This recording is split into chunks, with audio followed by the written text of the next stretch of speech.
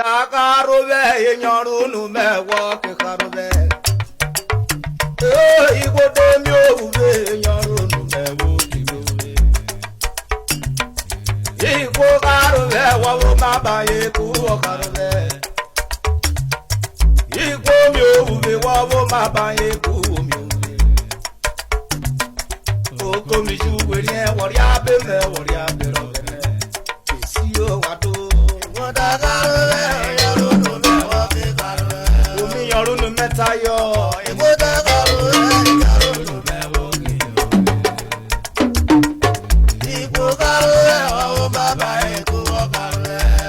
Why now?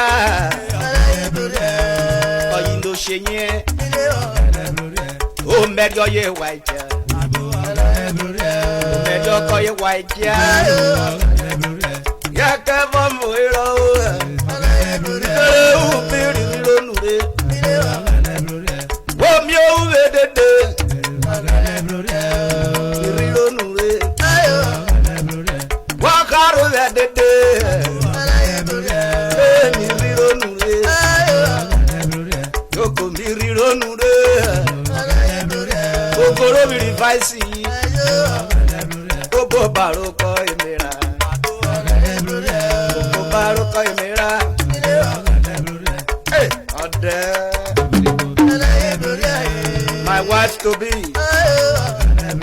cherish you. Mamu yo imo. Hey, ye ran no deo. Mamu yo ikaye o. Oh yo ye okay we.